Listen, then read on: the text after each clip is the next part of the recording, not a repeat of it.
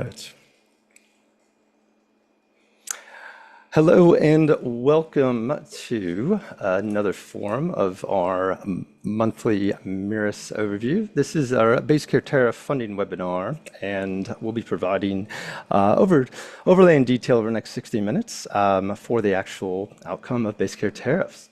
Good afternoon and welcome everyone. Thank you for joining us today at what is probably one of the most important conversations in the sector right now and amongst the industry, how to recover the base care tariff reduction without overspending on rosters. I'm Robert Covino, founder of Mirus Australia, and I'll be your host for the next hour. We have a really practical session planned with sector data from Tyler Fisher, head of our data and insights, and two guest speakers that would join us as our panel. Andrew Farmer, managing partner of AF Consulting, and our own Chris Lyons, head of customer success, with plenty of time for your questions at the end.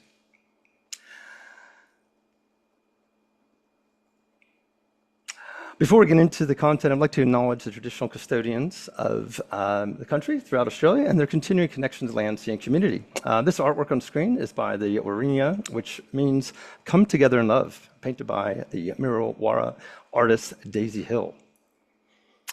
And just as a further update, we will be continuing this conversation through a newly launched initiative, our CFO QFR quarterly forums, where we break down individual data around your QFR and bring to life really the ACE index, our Aged Care Efficiency Index, and wider benchmarking for groups so that you can continue to see and discuss with your boards, with your governance risk committees, and understand the context of your QFR information and quality indicator information across the industry. These are great assets, but we're also looking to bring that community together in dedicated forums that will be running quarterly. Please reach out to your client success managers or stay tuned to your inbox as we share more information on this new exciting initiative brought to you and powered by our Mirus and relaunched Mirus metrics. So the agenda today that we're going to go through and a quick look at where we're heading. We'll start with some specific poll results that we ran all the way up to this morning. Really valuable polls on where the sector compliance, delivering the financial impact of where we are. I'll then hand over to our guests, Andrew Farmer and Chris Lyons, for a practical playbook on what they're working with and seeing with clients across the industry before we open up to questions in the chat. Now, please use the chat throughout the forum. We'll be opening those up and also taking these broader discussions for you all. And we really encourage any aspects that you have asked then. And just for a quick note, this session counts for 1 CPD point, so add that to your logs. And one quick housekeeping note, questions are really welcome, as I noted, so please drop them in, and Chris will also be monitoring them, and we'll bring them through the show into the context of our wider discussions. So the poll results, the pulse on industry. So each month we do a number of surveys that also get broadcast to a lot of the wider media and publication outlets, but the full poll results that are really useful number and a short interpretation about what's occurring. So first question we had, since April 1st, we asked the industry, how has your organization approached the care minute supplement? And 36% of you added hours to the roster to protect that full supplement. 21% are holding rosters steady and accepting some of that supplement risks. And only 6% have trimmed hours to prioritize margin on that sustainability of their services. And this is the number that jumps out. 37% of you are still modeling your approach moving forward. Now that means to us more than a third of the sector is not yet locked in a defined strategy, which is exactly why we are having this conversation today. Next confidence level we want to see was confidence of real-time view of care minutes and what real-time really represents in today's operations and system environments that you're working within. So really this is about how confident are you in that real-time view of care minutes against those targets through those active quarters. Now 26% of you are very confident with daily or nearly real-time visibility from the system reporting. 56% see it weekly or fortnightly, which is akin to more of how the roster formats, and 10% wait and rely on the QFR to tell you where you stand. And another 8% are really still building the reporting out just to get that allocations really transparent. So the headline for us takeaway was really that 3/4 of providers do not see care minutes daily. Now that matters because, as you will hear shortly, the window to act inside a quarter is short. If you find out at the QFR, you've lost the quarter, and even depending on where you're at within a quarter, it makes it harder to really catch up or recover either subsidies or adjust those rosters in the new cadence and rhythm of operations in aged care.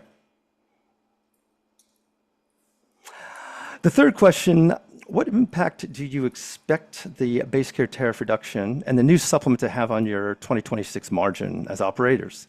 Now, 6% of the polls expected a significant negative impact, whilst 20% a moderate negative impact, and 49% expect to be broadly neutral and recover most of the supplement.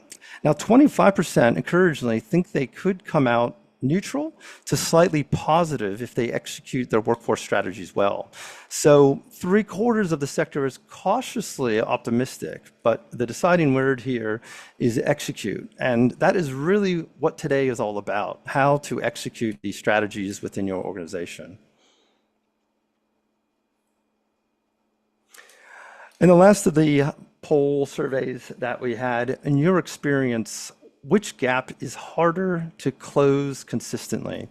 Now, 20% said the RN minute gap was their areas. Now, 21% the total care minute gap, largely personal care workers, and 37% said both are roughly equal. And nearly a quarter, 23%, said that they are meeting both comfortably.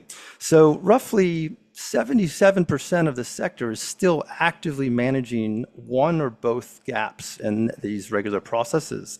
That gives us a clear picture, or it should give us a really clear picture, and that shared challenge, that we're having to work through today. So with this, I'm going to hand over to Tyler, our data scientist, to give a broader intake and overview of what's happening in a macro view across the sector and the data sets that we are reporting on for the industry. Over to you, Tyler. Yeah, thanks, Rob. And so just for anyone who's been head down operating for the last quarter, here's the reset. From the 1st of April, the base care tariff for modified Monash 1 homes was reduced. And so $33 per resident per day has been redirected into a new performance-based care minute supplement. And Services Australia calculates and pays it based on how closely you met your total care minute and RN minute targets 2 quarters earlier. And so on paper, the logic is clean. You deliver your minutes in full, recover the full supplement, and your overall funding stays roughly where it was. In practice, this is one of the more consequential changes since AN-AAC began, because it converts a fixed line of revenue into a performance-based one, and it does so on a lag. The quarter you're operating in today is locking in the supplement you will receive in October. That dynamic is what we're here to talk about. And here on this slide, we can see the staffing star rating trends from the past 3 years, and the significant improvement in that time. And the most recent data point, the impact that from where we have the requirement to meet both total and RN targets. So you can see that dip there. And on the next slide, this chart brings that meeting versus not meeting cut line further into focus. If we go back to October 2022, when AN-AAC began, almost 60% of services were rated 1 or 2 stars in staffing. And roughly 1 in 5 services sat in a 1 star. 3 years later, that picture is unrecognizable. The proportion of 3+ star services moved from 40% up to 88%. One-star services dropped to less than 1%. And then we had that step up to 215 minutes, which pushed about 12% of the sector temporarily off compliance, but we more than recovered that within 1 quarter.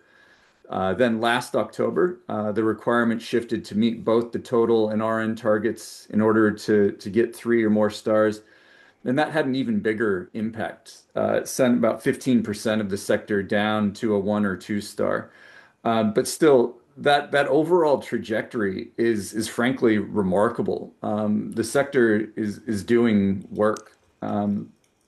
But there is another side to that chart, and this is where the base care tariff reduction lands hard. On the next slide, we overlay delivered care minutes against the AN-AAC target across the same period, and you see exactly what the survey hinted at.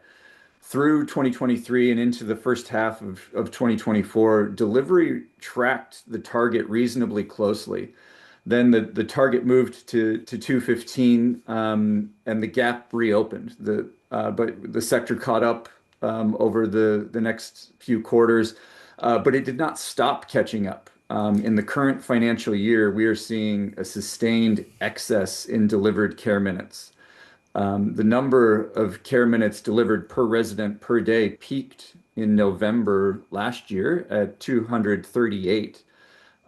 Since then, we saw claims rapidly increase, causing care minutes to decline, but still well above the mandate. The most recent month sits at around 228 minutes per resident per day against a sector average target of 216. That's 12 minutes of care every day for every resident above what the subsidy actually funds. And for 3 years, that over delivery was a margin issue. But now, or from April, it became something more complicated. If you deliver minutes, sorry, if your delivered minutes are above target, you are on track to recover the full supplement, but you're also burning the very margin the supplement was designed to return to you.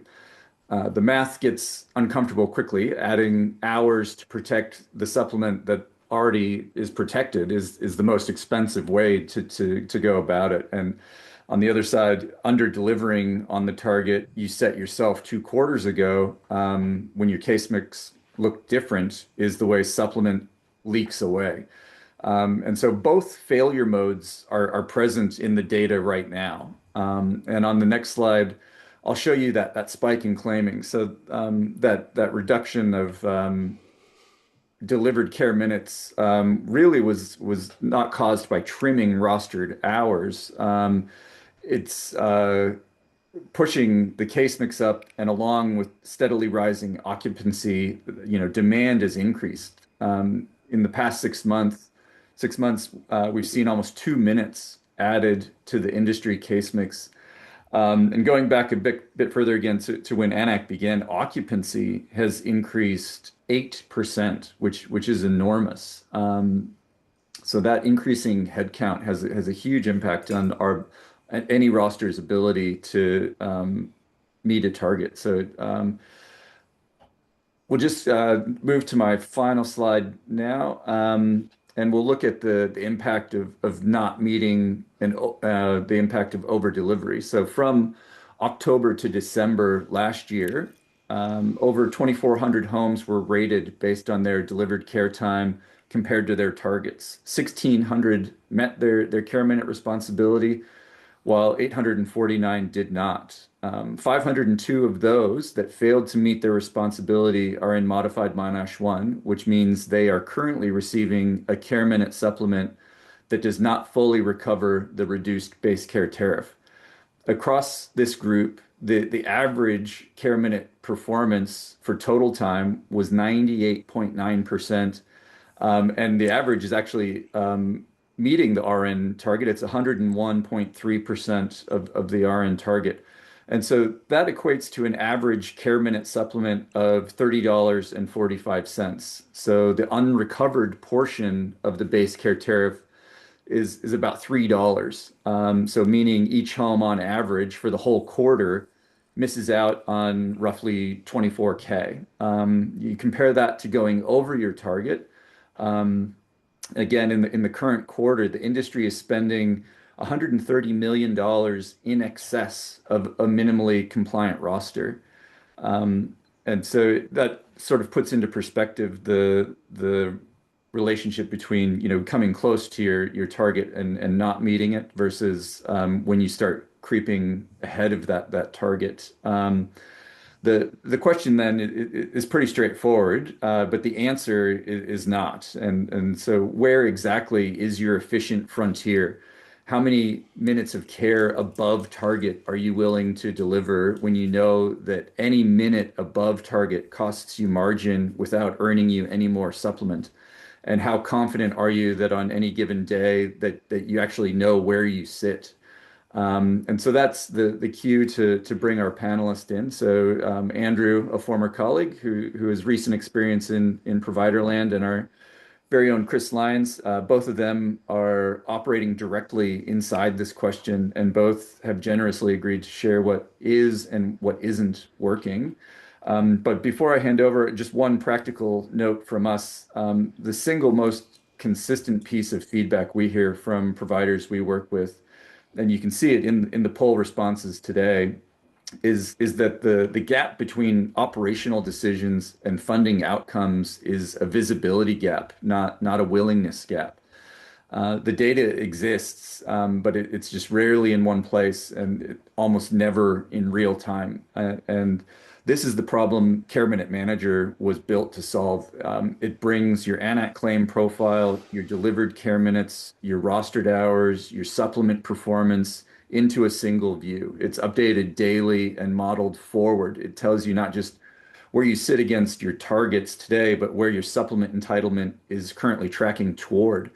So for providers using it, the conversation has shifted from where did we land to where are we going? And that is the conversation we want every provider in this room to be able to have. And we're happy to walk any of you through it one-on-one after today. So over to you, Rob, and the panel. Thanks for that, Todd. That certainly is a data picture, and it's a confronting one. But as you noted, the sector that is delivering more care than required, but it's costing well over $120 million. Now, that's a great outcome. I'm not saying we want to take away from the residents out there, but this is more of a question of financial viability and sustainability as the sector continues to struggle with costs and other elements with the post-reform operations that we find ourselves in. And just to note, we had a couple questions through that, Tyler, that this is the Base Care Tariff applies to only modified Monash 1 facilities. And is there outlook as to where the department, the commission is bringing that onto regional communities at some point in the future as well? Right, that is correct. So it's currently only impacting modified Monash 1 homes, which do make up about 75% of all beds in the industry.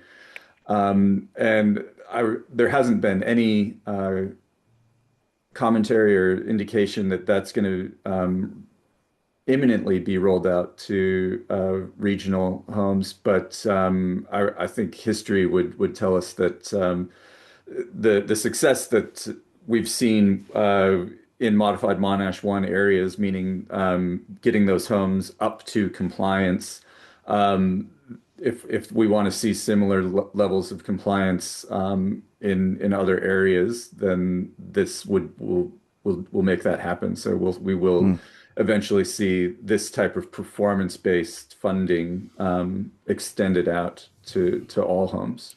And dare we say this is most likely in the future of support at home for those home care providers as well, as that reform also takes out messages now, but I don't know if the reality we've heard anything further, but we'll watch and wait on that front. But it's certainly part of the accountability of taxpayer funding and the evidence of that going into care, which is what the Royal Commission and the recommendations were aligned to. So certainly following through with their actions. Well, thanks for that. So to pack all of this and what to do about it, I'm delighted to welcome our esteemed guests and speakers to the panel today. As Tyler mentioned, Andrew Farmer is managing partner of AF Consulting and is one of the most experienced commercial operators in residential aged care and has led various workforce transformation programs at various large groups and providers. And Chris Lyons is our head of customer success here at Mirus. So Chris, as part of his role, works alongside dozens of our provider clients through their AN-AAC transition and into the Base Care Tariff reduction. So he brings the view from inside the operations of a wide range of organizations. I'll hand over to you first, Andrew, and please kick us off. Yeah, thanks, Rob. Hi, everybody. It's great to have the opportunity to speak here. Anybody who follows me on LinkedIn knows that I like to talk about care minutes and the impact it's having, the commercial realities quite a lot. I did want to broaden it out a little bit to talk about care minutes a little bit more broadly. Certainly, my experience.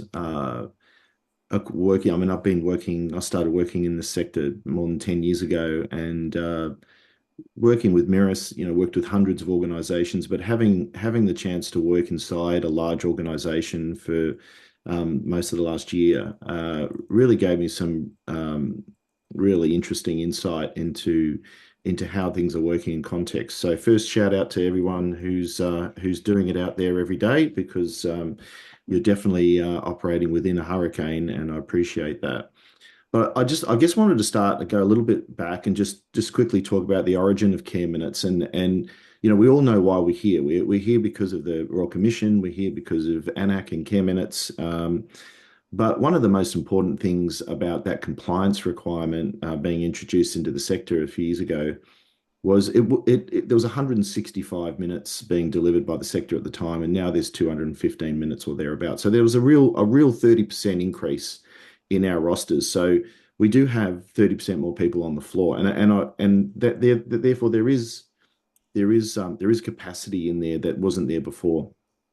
But I want to put care minutes in a commercial reality. So I expect most of you out there are listening and going, okay, well, this care minute supplement, this base care tariff, we're being penalised, and like you said, Tyler, 75% of beds are in MMM1. I don't think they're going to go into MMM2 plus anytime soon. The combination of how many beds are in MMM1 and how, relatively speaking, how the labour supply in metro areas really gave them some confidence to take that kind of measure in metro. I just don't think the same things are true in regional and rural. So I can't see it happening anytime soon. But the commercial reality of care minutes is that you can meet your care minutes and still make money, and you can not meet your care minutes and still lose money.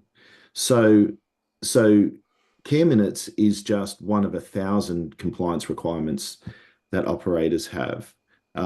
It's arbitrary. The 215 minutes has been set at an arbitrary level. The quality and compliance of all of our sector 3 years ago, when we were delivering 165 minutes, and 3 years later when we're delivering 215 minutes, hasn't markedly changed, I don't think. And so there's this. I just want to contextualize it. So the care minutes is really about meeting this compliance obligation. But the danger I see is that there is too much conversation about care minutes, or almost. There's care minutes are really put at the heart of every conversation, and they almost drive a lot of decision making, which is trying to do the wrong thing for the right reasons. And so just qualifying that a little bit. So what is the commercial reality of care minutes? Let's start there, because we're definitely going to end up, I think, at a question about whether you have enough visibility of these care minutes to actually make the decisions you need to make to take this compliance requirement away from your day-to-day concerns. But so that I think that is where we're going to end up. But I just want to get there in a roundabout way, I think, and just say, like, you can have two homes that are meeting 215 minutes, are meeting 44 minutes, are meeting their compliance obligation. They have quite similar AN-AAC profiles. They're probably similar size homes, but they have that one's making money and one's not making money. So care minutes is not the be all and end all complexity of the home. And why can you be meeting your care minutes and still not, because of all the things that go wrong with a roster? I had a chief people officer say to me once, new to the sector, but had said to me once, why don't we just set the rosters the care minutes and leave them?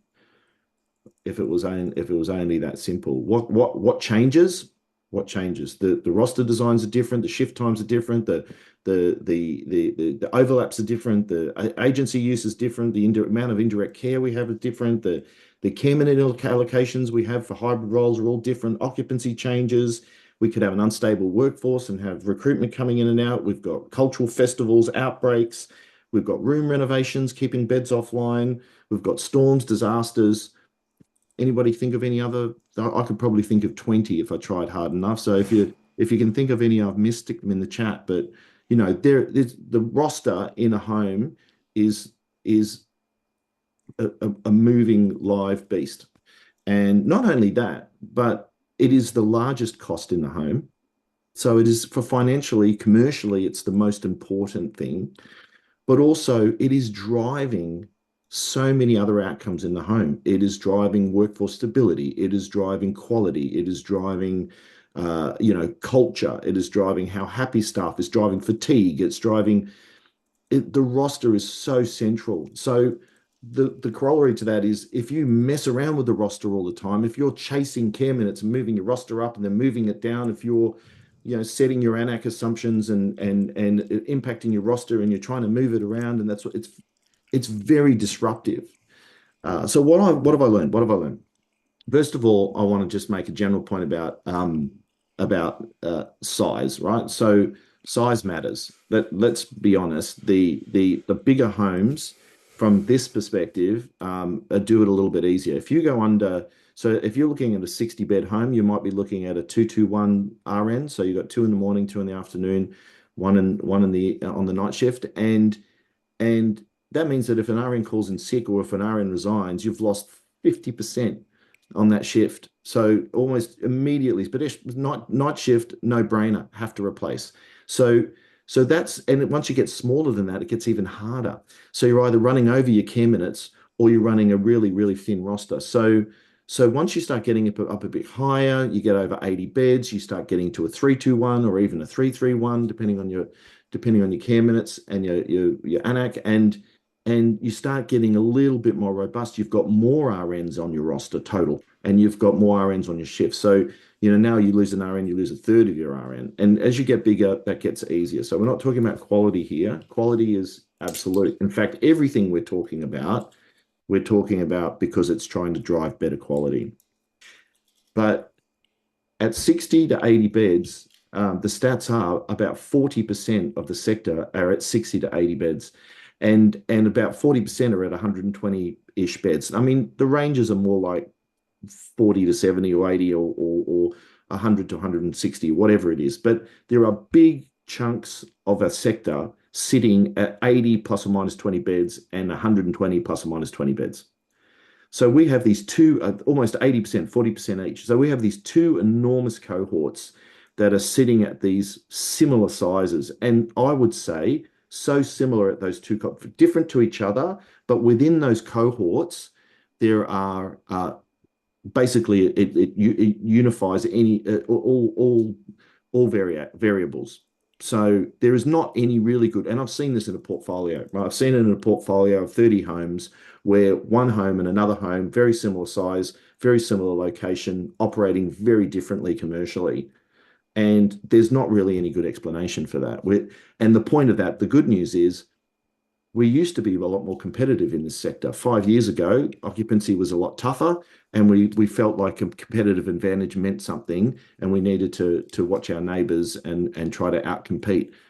Now there's a no vacancy sign on the sector. I mean, in most areas, the sector, as it gets to 96, 97%, if you have up to 50% turnover in your residents every 6 months, which we do at some of the high acuity places, then you practically have 3, 4, 5 days a week where a bed is empty. So if you've got a 60-bed facility with one bed empty, what's your practical, and that's not even talking about renovating beds offline. What is your practical occupancy? It's getting to 98%, 97%. That is the realistic occupancy, maximum occupancy. So if you're running at 95, 96, 97%, you're full. You're basically full. And the sector's getting to that point. So where's the competition now? We don't have enough beds for all the people who need beds. We need to keep those beds online as much as possible and make them available. But we still need to make money. The good news is in those two cohorts, 80 plus or minus and 120 plus or minus, I have seen profitable homes in all of those cohorts right next to, in the same vicinity as unprofitable homes. So it's possible. And I'm not talking about making enough money. What's the magic $20,000 per bed that's enough ROI to stimulate investment in the sector? I'm not talking about Stuart Brown's $20,000 number, but I'm talking about not losing money, because it doesn't matter whether you're for purpose, not for profit, for profit. It doesn't matter where you are. You can't lose money. No business can lose money and stay viable. So we need to support that. So how do you do it? How do you do it? So the reality is care minutes is a compliance requirement. If you don't meet your care minutes in your MMM1, there is a care supplement, a base care tariff penalty. You will be penalised.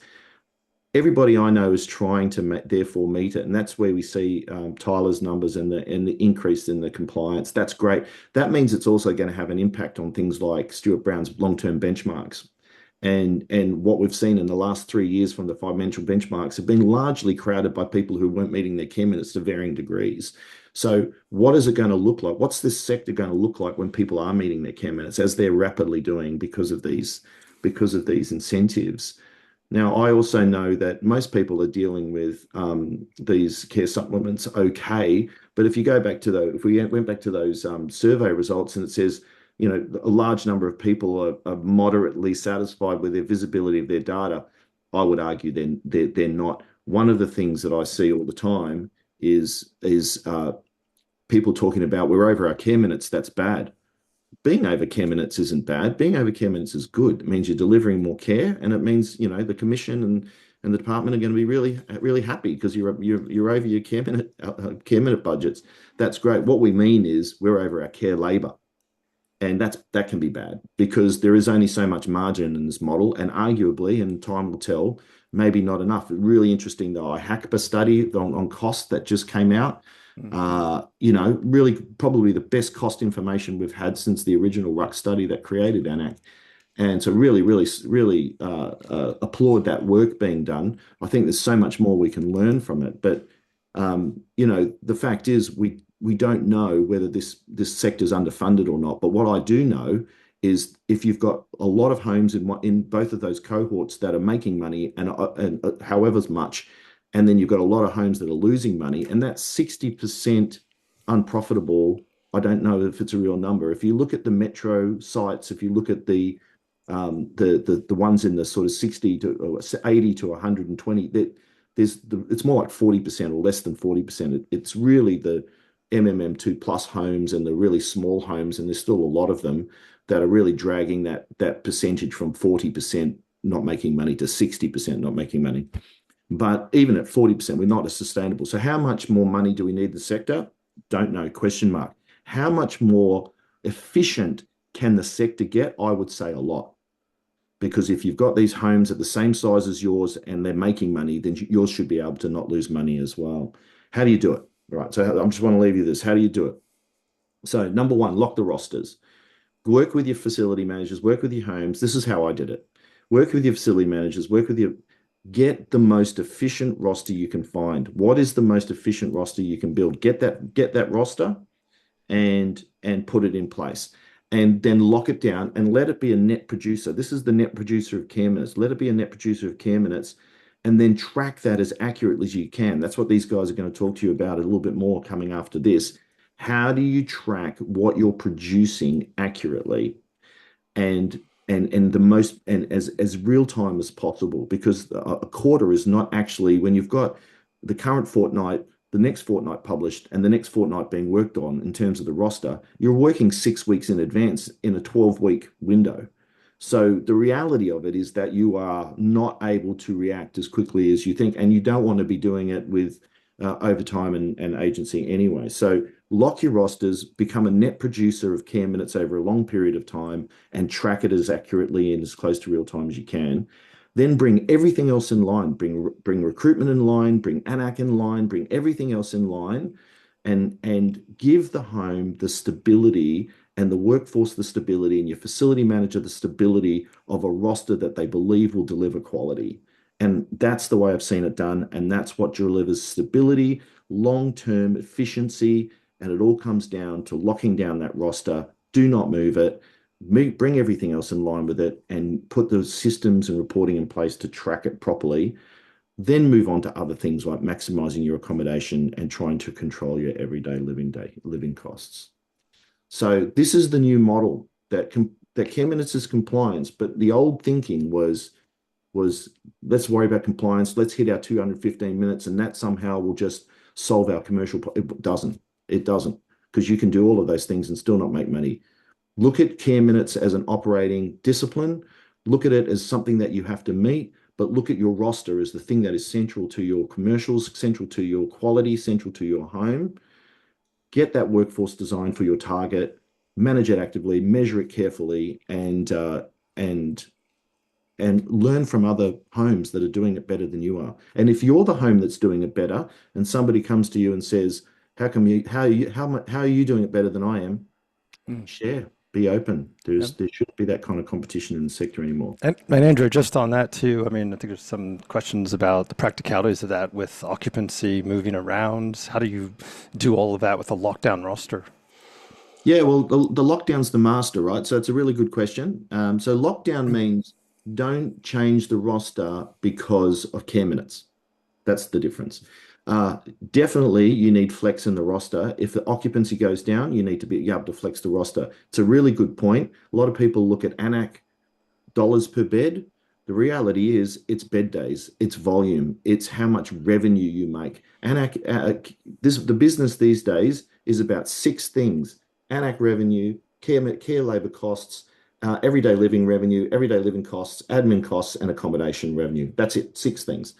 So at the top of it is your AN-AAC revenue, which is a dollar number. It's not a 308, it's not 315, it's not 300, it's not none of that. It's how many dollars did you make in that month? And then how much did your direct and indirect labor cost you in that month? And what's the margin? That margin should be 10. All the best homes I've seen operating, that should be 10%. If that's not 10%, something's wrong with the AN-AAC, something's wrong with your rosters, something's wrong with the indirect labor, something's wrong with your care minute percentage allocations. Something's wrong. If you can't get 10% margin out of, you're going to make life's going to be really hard on the way down, because everyday living revenue and everyday living costs, that's all marginal or losing money from there down. So if you can't make 10% at the top, and again, you can make 10% at the top, but when things move around like occupancy, you have to be able to flex. Mm-hmm. And what about also the demand setting side of that too? You talked a lot about supply side of the rosters. What about AN-AAC is setting your demand, and that's still a voluntary claiming instrument. So every insight, every uplift, every reablement is still in the provider's control to decide what they want to do with that data point and that action. I think that the point about the roster being the center of it, because it's driving quality, labor, it's driving culture, it's driving stability, it's driving everything. Yep. If you destabilize the roster, you destabilize everything. Once you have a long-term net production of care, you know what that roster, when you set your master roster at your care minute level, whatever it is, 100%, every home is different. So depending on how many people to actually turn up for work every day and how you replace that, and whether you choose and whether you even can replace them, you will produce a certain number of care minutes out, and what decisions you've made about the percentages you've allocated to all of the hybrid roles. That roster produces a certain number, and most people only really work out what that is at the QFR.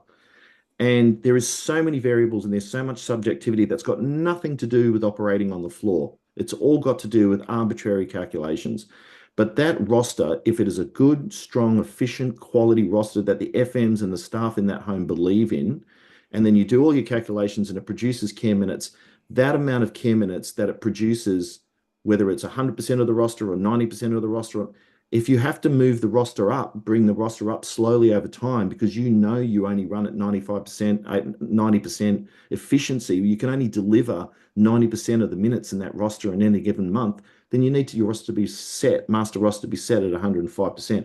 But whatever that is over a long period of time, you know what that efficient quality roster delivers. Our rosters didn't change for 10 years before AN-AAC came in. Now they change every month almost.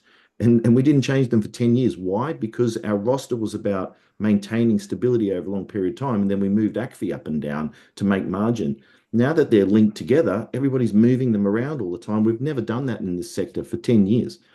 So try to go back to where those rosters were locked and stable. But AN-AAC is about bringing AN-AAC in line with that care minute target. So what does your AN-AAC produce to get to match your roster, match your AN-AAC to your roster? Now, people depart generally at a higher acuity than they come in. So you're constantly adjusting your AN-AAC to match your care minute. You want to AN-AAC to produce the care minute target that your roster naturally meets. That's how the whole thing becomes easier. Your roster doesn't change, your AN-AAC moves in line with it. So those two connection sets are the key data points that providers need to be in control of their future. Because if one's working in isolation to the other, that breaks down. If you chase AN-AAC, then you need to review every resident all the time, look for opportunities, and then reclassify every single person you can, and try to. And hopefully, most people have stopped that kind of practice anymore because of the impact it has on care minutes. But you still need to review your residents, probably through their natural kind of clinical information processes. Find out who can move, who can change, store it in a system like Mirus Metrics, so store it somewhere where you can see it. And then as you need to make an adjustment to meet your roster and keep your target steady to your roster, then you've got a list of all of the people that you can move and reclassify, and you can make choices about which ones you're the most confident in. And that, again, slows the whole AN-AAC process down. So a lot easier. It doesn't have to be as accurate. It doesn't have to be as thorough. There's just nowhere near as much work involved. It all starts with the roster. The roster is the producer of care minutes. No, it's a great discussion. I think that's something that a lot of the audience is certainly appreciating, and it's a lot of great questions coming in on that front. So where does that, I guess, lead us in the timing, tracking, planning, as you noted, with everything? And I guess with the outlook, we know the quarters in advance. We can see our even targets for the quarter as we work through current quarters. And this is the type of information that if you don't have available to you, please chat with us, because that is really the fundamentals of what Andrew's getting at, to be in control of this. But do you want to speak to some of that in more of a practical annual basis and the cadence of rhythm that looks like within a provider?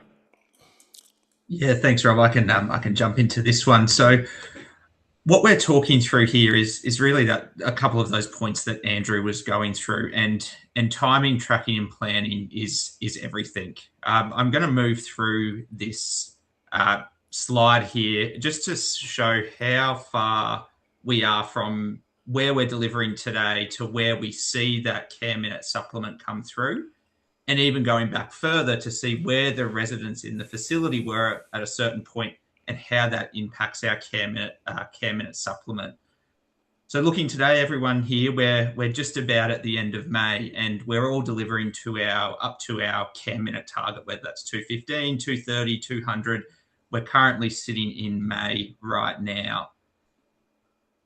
What's also happening at the same time is that we're also setting our targets for the October to December quarter.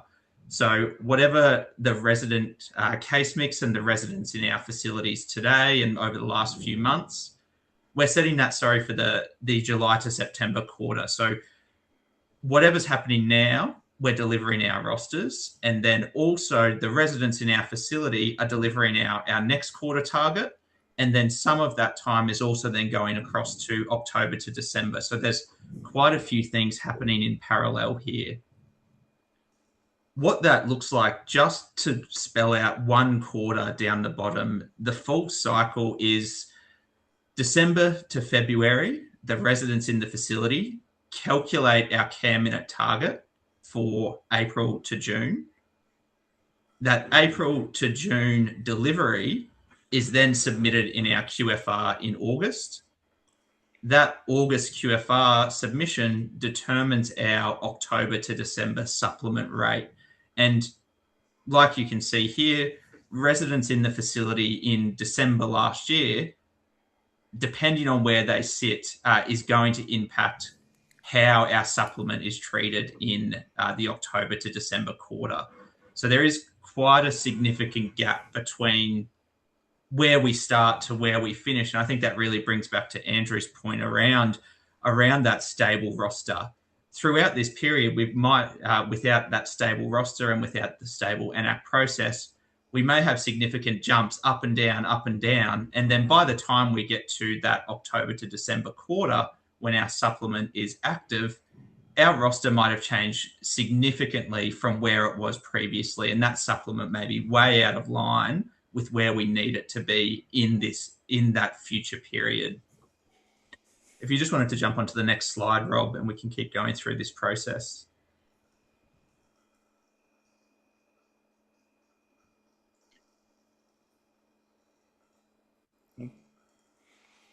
So what Rob's about to bring up is we're looking at a couple of different things here.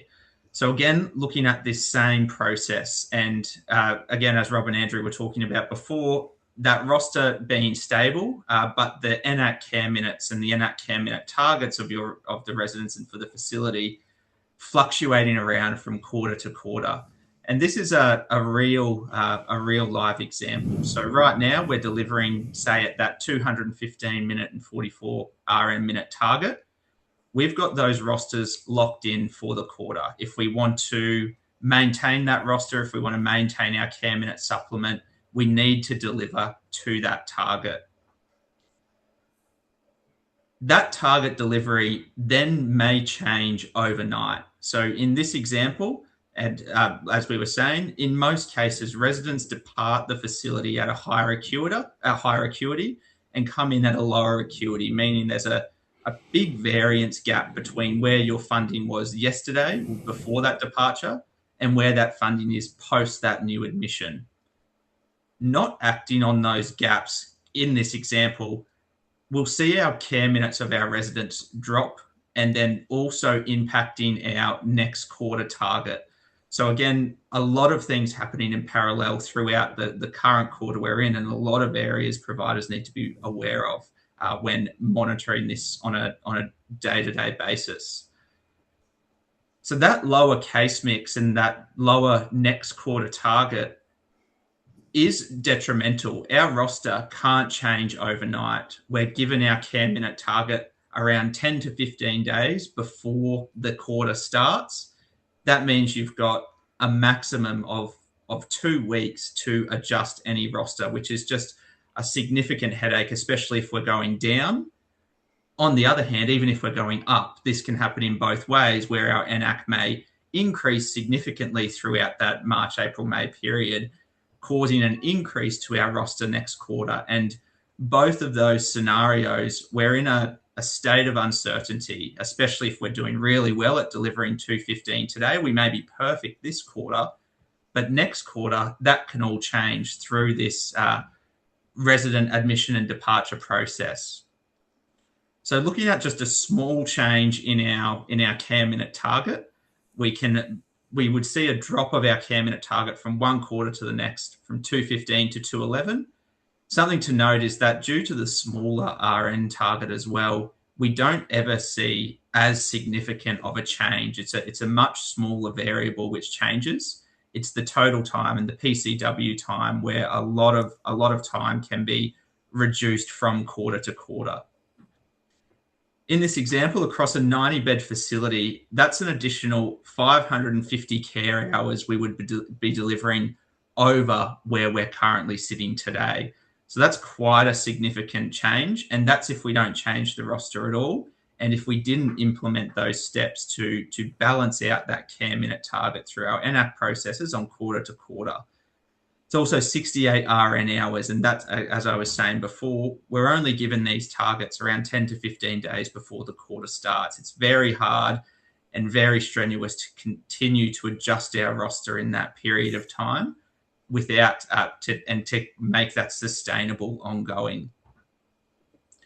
If you could just jump to the next slide as well, Rob, and I'll just talk through some really practical things which providers can take away today. Going back to what Andrew said, the lock-in of that roster is so important. We can't be dropping a shift here, adding a shift there, just to meet that care minute target. That disrupts the workforce, that disrupts the continuity of the workforce, and especially that casual pool. If we do have that flex amount there, they may look elsewhere if they're suddenly 1 week getting a lot of shifts and the next week getting next to none. So here are a couple of things providers can work through from today. So what providers can do is forecast the next target. This goes for any provider. It doesn't matter if you're in a modified Monash 1 area, modified Monash 5 area. Through our platform or through some department tools, we have the ability to see, based on the residents in our facility from the last 3 months, what our next quarter's target is going to be. This can really help shape that process, as today your roster may be at 200 minutes and you're adding on 5 minutes from agency staff each day just to meet that target. Our target in the previous example dropped quite significantly, and you may see this as an opportunity to refresh that workforce because the agency time being used may not have been productive, a lot of administration burden as well around that. So there is a very good opportunity now to view where you're sitting today from your current QFR, from your current target to the next target. And we can start to look at that, where that new roster sits. Is the roster today perfect? And is our next quarter target not changed? That's great. If the roster today is perfect and our next quarter target has either increased or decreased, then we need to work through that AN-AAC process now to fix it up for a further quarter to ensure we're getting all of that funding back. The tracking portion, this is really important. So we need to track frequently, not quarterly. Back to the poll results, we had 25% of people saying they were getting this data on a daily basis or more frequently.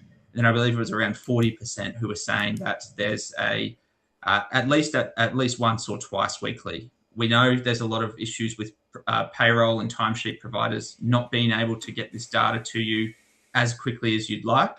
But this is really the main takeaway around the care minute process to be bringing up with your teams to see how can we get this data available to us accurately and more efficiently. Finally, it's the ACT step. So what we're looking at is when we're noticing those high acuity departures, lower acuity admissions, we need to have those residents ready to reassess to offset that. Not doing that throughout a quarter and throughout your calculation periods leads to examples like before, where you may have a drop in your care minute target, you may have an increase in a care minute target. That all comes down to the residents in your facility, who you're assessing and when. And the final step, as well, as we were saying before, rosters are sometimes put out 4-6 weeks in advance. And once that's set, to a question in the chat earlier, how do we manage that, and how do we change that over the course of the period? And there is no real way to change that. The only way is to not replace leave where it's safe to do so. And that's the only lever throughout a roster period you have to either to decrease your care minutes and decrease your over delivery, or on the other side, you maybe have to go to agency or expensive overtime to increase that care and delivery. So there is a couple of steps there which providers can take away as a bit of a process for the facilities to see where we're sitting today and where that's expected to be, specifically for next quarter. So like I said, the department and our platform have a good calculator available to do that. So you're able to view your care minute target today, your care minutes from your expected care minute target for the next quarter before it starts. And where we can compare this is to our delivery right now. And where does that sit against that delivery? And it can really help plan some of those future conversations going forward as we move into the next quarter and another review period for our BCT reduction for the modified Monash 1 providers.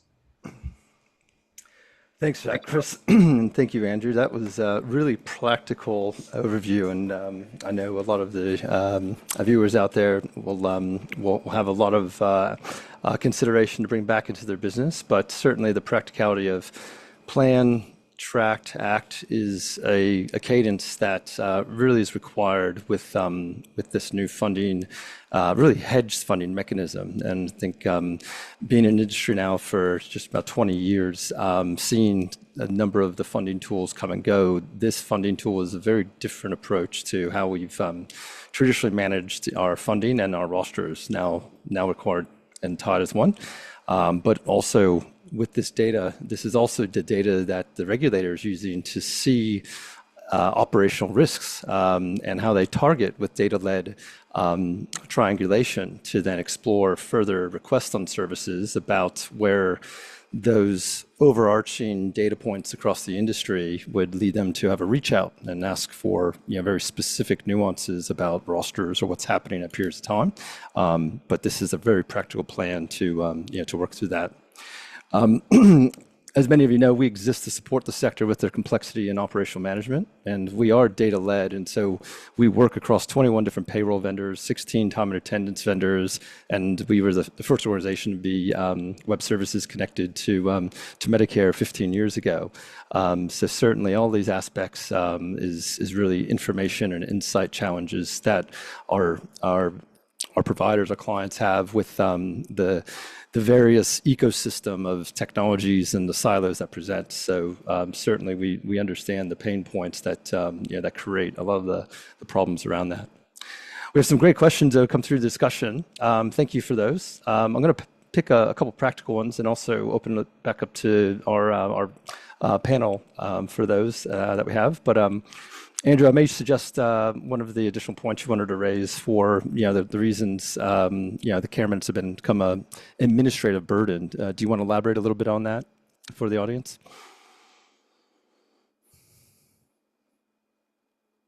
I muted myself. Say that again.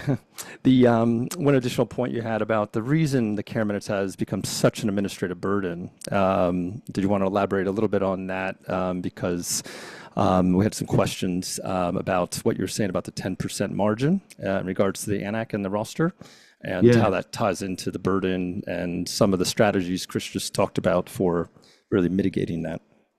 Yeah, I think one of the things I've meant to say that I forgot was the one of the difficult things about care minute compliance is that you're trying to land on a pinhead, on a razor's edge. Nobody wants to go over, but you don't want to be under, so you've got to be exact.